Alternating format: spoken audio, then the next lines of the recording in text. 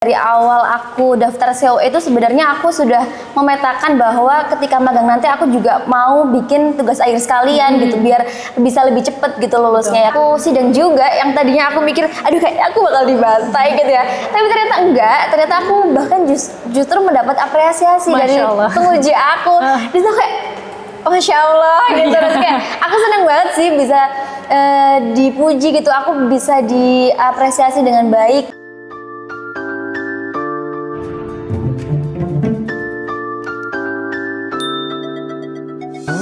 Halo semuanya, balik lagi di podcast COE HRD UMM. Aku Akila yang kali ini bakal kedatangan tamu spesial nih, yaitu ada Kak Balkis. Halo.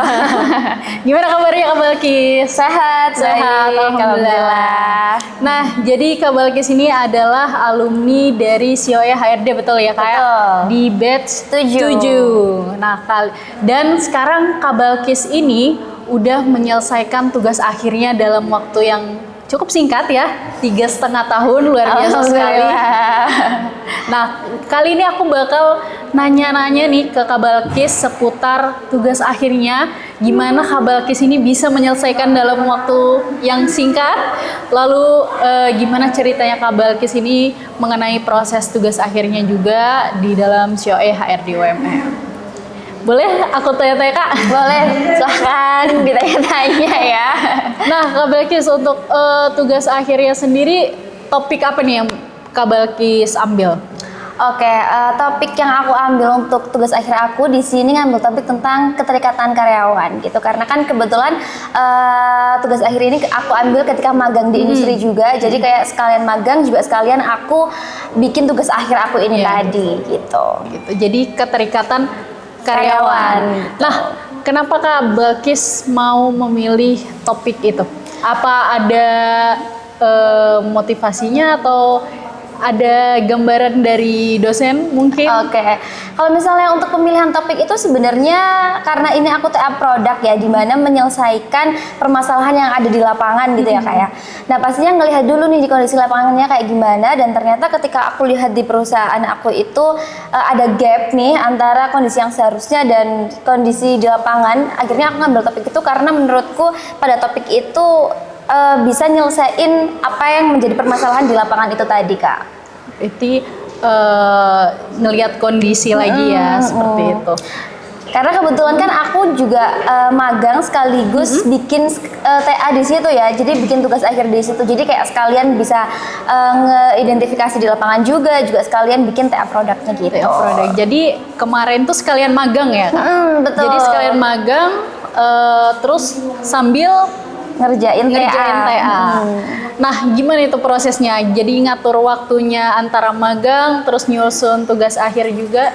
Oke, kalau misalnya untuk cara ngaturnya, karena dari awal aku daftar COE itu sebenarnya aku sudah memetakan bahwa ketika magang nanti aku juga mau bikin tugas akhir sekalian gitu, biar bisa lebih cepet gitu lulusnya ya. Karena memang untuk tugas akhir produk atau project itu cuma bisa untuk mahasiswa yang ikut COE aja gitu. Nah, aku mau ngambil privilege itulah ya, karena itu bisa menjual banget sebenarnya ketika kita sudah lulus, kayak pengalaman hal apa yang kamu dapatkan ketika kamu magang gitu. Dari situ aku bisa bilang bahwa aku di sini magang sambil menyelesaikan permasalahan di sana yang nantinya aku angkat itu menjadi TA produk aku gitu sih. Jadi udah diatur lah ya dari awal masuk COE, terus magang, lalu mengerjakan tugas akhirnya ya Kak. Betul. Nah, di sepanjang proses pengerjaan TA sendiri nih, menurut Kak Balkis nih yang paling berat ya dalam proses itu apa itu? Dan kenapa itu menjadi proses yang paling berat menurut Kak Balkis? Oke. Kalau misalnya proses yang paling berat mungkin kalau teman-teman yang lain mungkin magang aja gitu ya. Karena di sini emang aku dari awal fokus mau bikin TA juga, mungkin atur waktunya gitu. Dimana itu kan pertama kali aku juga dalam magang ya. Aku pertama kali juga ngeliat turun di lapangan gimana sih ternyata realnya tuh gitu. Tapi di situ aku barengin sambil aku bikin tugas akhir gitu. Tapi ternyata selama aku berjalannya waktu juga ternyata aku bisa ngelakuin, karena aku juga intensif untuk komunikasi sama staff-staff atau dosen-dosen dari COE juga gitu. Jadi banyak diarahkan dan dibantu juga sama beliau gitu. Dari beliau, oke. Jadi banyak juga dari kesulitan-kesulitan itu banyak yang ngebantu juga di belakang itu ya Kak? Betul, karena dari COE sendiri juga ngebimbing banget sih soal itu. Karena meskipun sebenarnya kan waktu aku magang itu belum ada SKS ya, belum ada SKS tentang skripsi itu. Tapi di situ bisa sambil dibarengin itu, sambil bimbingan kira-kira ini bisa nggak untuk dijadiin TA gitu. Jadi sambil konsul-konsul sedikit-sedikit ke staff-staff dari COE gitu sih. Jadi COE ini juga berperan dalam tugas akhirnya Kak Balkis. Betul, berperan banget. Benar. Nah, di dalam prosesnya itu pernah nggak ada rasa kayaknya udah deh, kayaknya nanti aja deh tugas akhirnya, kayaknya magang aja dulu gitu? Ada, tapi kayaknya nggak terlalu aku rasain sih. Soalnya memang dari awal aku pengen bisa nargetin 3,5 tahun kan. Dan memang menurutku dengan ikut ini tuh bisa bantu aku buat bisa nggapai itu gitu. Jadi meskipun kadang pikiran kayak gitu mungkin teman-teman yang cuma magang aja, jadi bisa lebih santai gitu ya mainnya ya.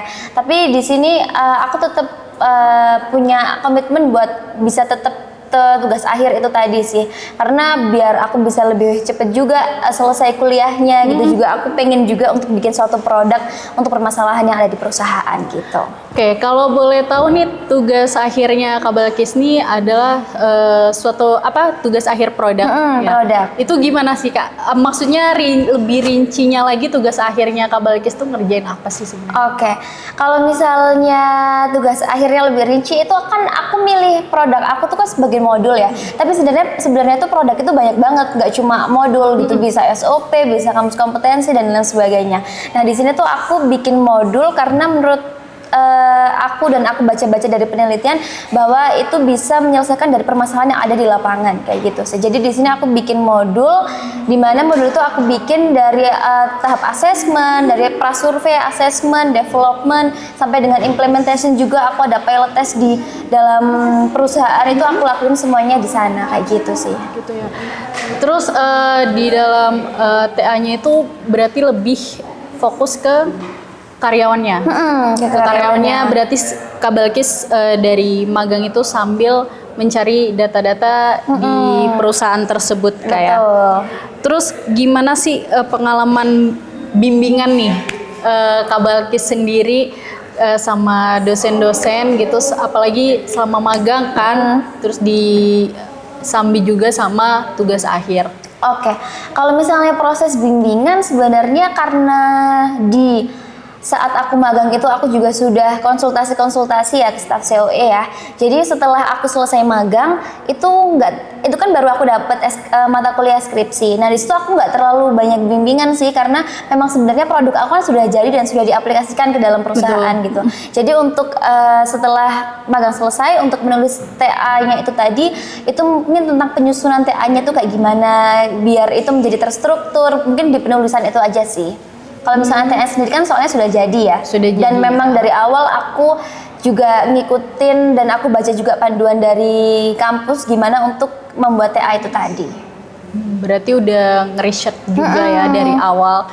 Nah, apa sih motivasi Kak Balkis sendiri nih untuk bisa 3,5 tahun nih? Mungkin teman-teman juga mau tahu tipsnya gitu ya, supaya bisa lulus tepat waktu juga, lulus dengan 3,5 tahun ya Kak Balkis. Mungkin Kak Balkis lebih dulu dibanding teman-teman Kak Balkis lainnya. Kalau tipsnya yang penting harus komitmen dan konsisten sih.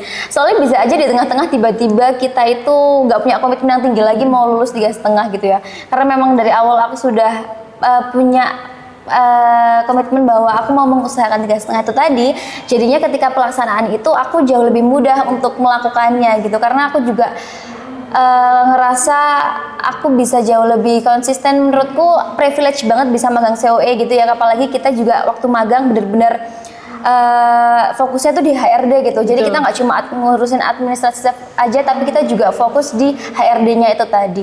Menurutku jauh lebih mudah kita menemukan masalah ketika kita ada di lapangan gitu. Iya benar. Jadi aku menurutku itu bisa menjadi salah satu tips untuk membuat TA itu dan bisa lulus tepat waktu, karena kita magang sekalian kita lihat masalah nih, kira-kira apa yang bisa kita selesaikan.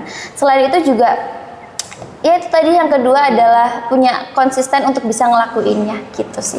Yang penting konsisten dan komitmen Kak ya. Soalnya udah punya tujuannya kan. Ya, gitu. udah ada tujuannya, tinggal dikonsistenin, terus janji juga sama komitmennya gitu ya. Terus ada nggak sih pelajaran nih menurut Kak Balkis selama penyusunan TA itu sendiri? Pelajaran yang kayak gimana nih? Pelajaran menurut Kak Balkis kayak cuma di dalam proses penyusunan TA nih yang bisa Kak Balkis dapetin. Pelajarannya mungkin harus mungkin kembali lagi tadi ke tips ya, pelajarannya memang harus sabar karena mungkin berbeda kita ngelakuin magang sekalian TA itu berbeda dengan teman-teman yang mungkin ngelakuin magang aja gitu ya.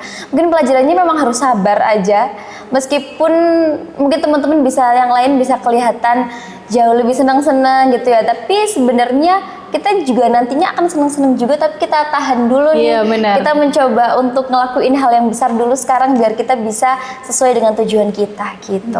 Bener. Tapi karena kan aku sendiri pun gitu ya, kayak misal teman-teman pada main nih kan kita juga pengen ya, kita juga pengen main, tapi ada yaitu tadi ada tujuan yang tujuan yang harus kita kerja ya.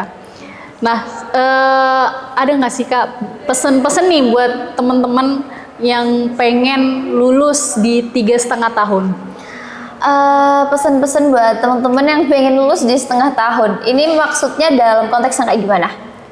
Dalam konteks mungkin dari mempertahankan konsistennya, terus mempertahankan komitmennya juga. Yang pasti kan kita masuk ke sini kan sudah ada tujuannya pastinya. Kita udah punya tujuan, tinggal kita gimana sih cara kita nih biar konsisten, biar komitmen, apalagi distraksi di luar ini kan banyak banget ya. Kayak teman-teman pada pengen main gitu. Gimana tuh menurut Kak Balkis? Oke, kalau menurut aku dari awal emang menurutku harus punya pemetaan kira-kira itu mau kayak gimana ke depannya. Kalau misalnya dari aku sendiri, ketika aku daftar COE, aku memang sudah punya pemetaan bahwa ini bisa menjadi batu loncatan aku nanti ketika aku TA gitu. Jadi di situ aku cukup seneng ya, karena menurutku itu tadi balik yang tadi, ketika magang itu kita dapat pelajaran yang banyak banget gitu, karena kita sudah turun langsung ke lapangan gitu. Beda lagi kalau misalnya kita belajar di kelas, kita kan memahami teori dulu nih, terus itu kita implementasikan di lapangan. Menurut aku ketika magang itu banyak banget pelajaran yang bisa kita ambil, dan kalau misalnya kita dari awal memang sudah punya planning untuk bisa 3,5 tahun, dan apalagi di sini kita ikut COE dan bisa TA produk, itu menurutku bisa menjadi hal yang besar banget untuk kita ambil gitu. Karena itu privilege banget sih menurut aku, nggak semua mahasiswa bisa dapat privilege itu gitu. Jadi menurutku memang dari awal harus punya pemetaan, dan ketika menjalankannya harus punya komitmen yang besar juga ketika menjalankannya, mengimplementasinya. Juga jangan ragu buat tanya-tanya ke dosen-dosen dari COE juga, karena pasti bakalan diarahkan banget dan pasti mendukung banget untuk bisa lulus TA produk, apalagi ya di 3,5 tahun itu sih. Gitu ya, berarti emang harus ada pemetaannya, terus jangan malu juga buat tanya-tanya ke dosen-dosen ya, karena pasti diarahkan banget. Apalagi di COE ini banyak privilege yang bisa kita dapatkan Kak ya. Salah satunya ya kita bisa pakai tugas akhir produk itu sendiri. Nah, dari tadi yang sudah Kak Balkis cerita tentang TA-nya, kan kadang perusahaan tuh kan ada yang nggak mau ya menerima ide-ide kita, terus apalagi Kak Balkis sambil mengerjakan TA-nya gitu, sekaligus gitu ya. Nah, gimana sih Kak Balkis ini meyakinkan perusahaan supaya idenya Kak Balkis itu diterima oleh perusahaan? Oke. Untuk cara meyakinkan ke perusahaannya, pastinya cukup challenging sih, karena nggak mudah ya untuk bisa perusahaan itu menerima ide dari kita. Yang pastinya aku sebelum itu sudah melakukan prasurvei terlebih dahulu, aku observasi dahulu kira-kira untuk permasalahan yang aku angkat itu berdampaknya tuh apa gitu ke perusahaan. Kira-kira kalau misalnya permasalahan ini tuh nggak diselesaikan, kira-kira bisa berkepanjangannya itu seperti apa gitu. Nah, di situ dalam saat itu aku melakukan ngobrol nih sama HR-nya, aku bilang kalau misalnya aku punya tujuan untuk bisa menyelesaikan suatu permasalahan ini. Karena ketika permasalahan ini itu tidak diselesaikan, itu akan berakibat seperti ini. Jadi nggak serta-merta kita tiba-tiba ngomong aja, aku pengen kayak gini gitu. Nggak bisa kayak gitu, tapi kita juga harus observasi dulu nih, survei dulu kira-kira dari permasalahan ini tuh seberapa urgent sih ini untuk bisa diselesaikan, apalagi di perusahaan. Karena topik yang aku ambil dan program yang aku buat itu kan juga butuh dukungan nih dari perusahaan dan dari HR-nya pastinya untuk bisa lebih mengkoordinir si karyawan itu tadi. Pastinya yang pertama berarti aku survei dulu, aku observasi dulu kira-kira dari permasalahan ini tuh kira-kira bisa berdampak apa nih ke perusahaan, dan aku melakukan diskusi yang cukup panjang dengan perusahaan dan akhirnya disetujui untuk pembuatan modulku itu tadi. Jadi juga ada obrolan ya yang cukup panjang ya kepada pihak perusahaan juga. Berarti tipsnya nih biar perusahaan nih setuju gitu ya. Kalau tipsnya kita juga harus ngelihat sih urgensitas dari atau prioritas dari perusahaan itu tadi. Yang tadi aku singgung juga berarti kira-kira permasalahan yang kita ambil, topik yang kita ambil itu bisa berdampak apa ke perusahaan? Karena kan pasti perusahaan bakal tanya, emang kalau misalnya aku ngeizinin kamu untuk bikin itu bisa berdampak apa nih buat perusahaan gitu sih. Nah itu pastinya juga harus kita cari tahu dulu nih data-datanya, kita tanya-tanya, mungkin tanya ringkan aja ke orang-orang kayak gimana kalau misalnya ada permasalahan ini, jadi di lapangan tuh kayak gimana, kita sampaikan itu ke HR gitu. HR-nya gitu ya. Jadi juga kita harus tahu ya urgensinya apa di perusahaan. Pasti dan harus tahu. Pastinya perusahaan pengen dapat benefit dari kitanya ya. Betul, kita juga harus mikirin itu juga. Nah, lalu dalam proses pembuatan produknya Kabalkis itu sendiri gimana sih tahapnya, kayak mulai dari asesmennya dan lain sebagainya? Oke, kalau misalnya dari tahapannya dari awal, pastinya yang itu tadi aku ngelakuin prasurvei terlebih dahulu, kira-kira ada permasalahan apa di perusahaan ini yang bisa aku angkat dan seberapa urgent dia gitu. Ketika aku udah ngelihat, oh ternyata di lapangan memang ada permasalahan ini dan dia itu berdampak negatif nih ke perusahaan. Nah di situ aku baru ngajuin untuk mau ngambil topik itu ke HR dan di ACC, alhamdulillahnya. Setelah itu dalam proses pembuatan produk itu tadi, aku yang pertama wawancara ke HR-nya gimana tentang pandangan beliau tentang permasalahan ini, dan juga aku wawancara ke 5 karyawan dengan frekuensi paling tertinggi dari permasalahanku itu tadi. Jadi aku wawancara ke 5 karyawan dari divisi yang berbeda-beda gitu. Kebetulan karena di perusahaan aku itu office sama tempat produksinya itu jauh ya, beda tempat gitu. Jadi selain di office aku juga stay di tempat produksi juga gitu beberapa minggu gitu untuk bisa ngelihat juga gimana alurnya di sana. Setelah itu, setelah aku udah selesai wawancara, aku analisis dengan tema yang aku ambil tadi, aku analisis kira-kira gapnya tuh ada di sebelah mana. Setelah itu aku presentasiin, aku bikin gambaran perancangan dulu gitu. Kira-kira aku tuh mau membentuk apa di sebuah perusahaan itu, aku rancangin, aku presentasiin ke HR. Aku di situ ngelakuin presentasi selama 2 kali. Jadi pada presentasi kedua itu baru disetujui bahwa oke, ini sudah fix, ini sudah bisa nih kamu implementasikan. Setelah sudah di okein sama si HR, setelah itu aku baru bikin. Aku kan bikin modul ya, yang tadinya cuma rancangan aja, aku di situ baru bikin modul secara keseluruhan dari alat-alat pendukung juga. Di situ aku baru bikin. Setelah udah aku bikin modul secara utuh, baru aku melakukan uji validitas yaitu ke expert judgment. Di situ aku expert judgment menggunakan 2 profesi dan 4 orang. Di situ aku dari HR-nya sendiri dan dari dosen psikologi, biar aku bisa ngelihat pandangan dari sisi praktisi dan juga dari akademisi. Setelah itu dari expert judgment itu aku tahu hasilnya seperti apa, juga ada catatan dan saran. Baru aku development lagi untuk modul aku, baru aku pilot testkan di perusahaan. Pilot test itu aku ngelakuinnya selama 2 minggu. Aku selama 2 minggu nge-pilot test kira-kira modulku ini ketika diimplementasikan itu udah bisa dijalankan dengan baik nggak? Kira-kira kendalanya tuh apa aja gitu.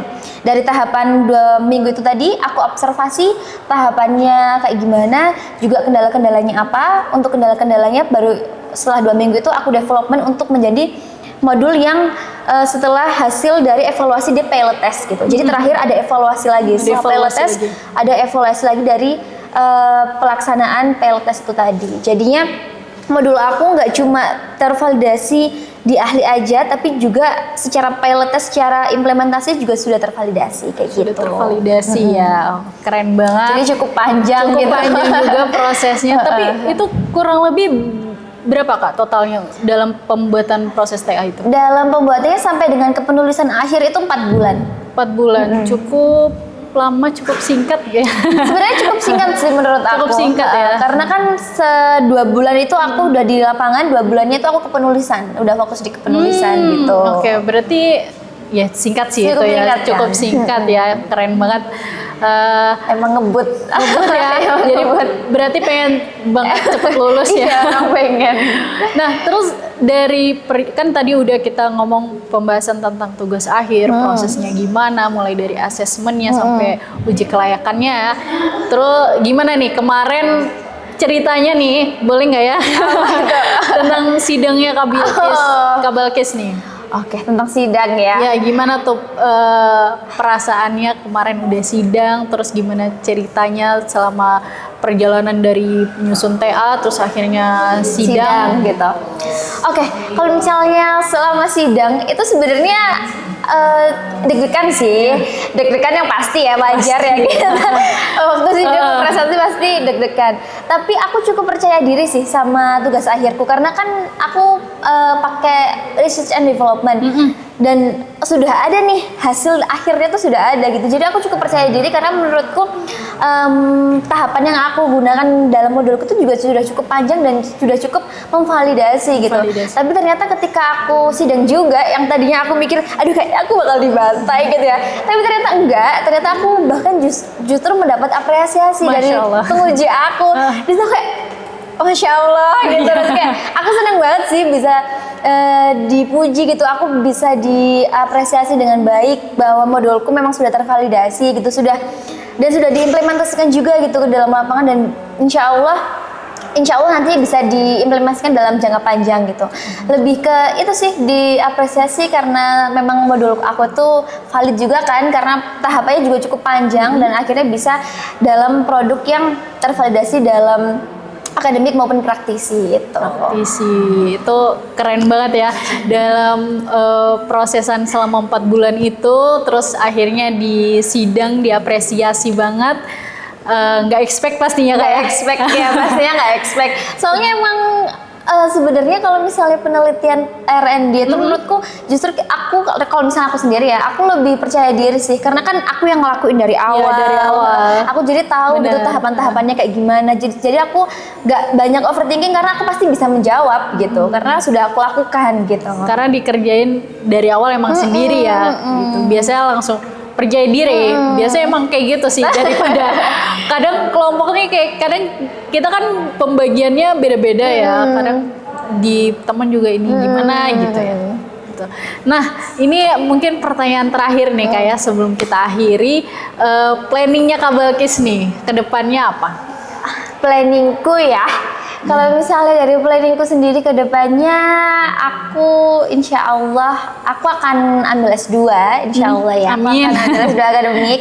Setelah itu aku pasti juga akan bekerja, yang pastinya karena untuk dalam bekerja itu kan kita dalam magang ini kan juga dapat nih beberapa relasi dari perusahaan. Kita kenal beberapa HR dari perusahaan-perusahaan yang sudah kita magangi gitu ya. Di sini pasti aku bakalan menghubungi HR yang sudah aku kenal untuk kira-kira tanya-tanya lah kira-kira kayak gimana nih ke depannya sebaiknya itu seperti apa. Karena dari magang ini tuh kita banyak dapat relasi dari HR maupun dari yang lainnya. Jadi yang pastinya nanti aku juga akan ngelingin aku gitu. Aku udah lulus, aku setelah ini mau kayak gini kira-kira punya pandangan apa dari teman-teman HR yang pastinya sudah lama gitu berkecimpung di dunia HR gitu sih kalau dari aku.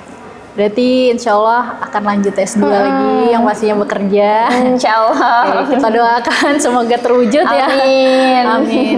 Nah mungkin itu aja teman-teman cerita-cerita dari pengalamannya Kabalkis yang menyusun tugas akhir kurang lebih 3,5 tahun dengan proses yang cukup singkat sekali. Mungkin teman-teman juga bisa mengambil pelajaran dari ini semua karena ini sangat luar biasa sekali.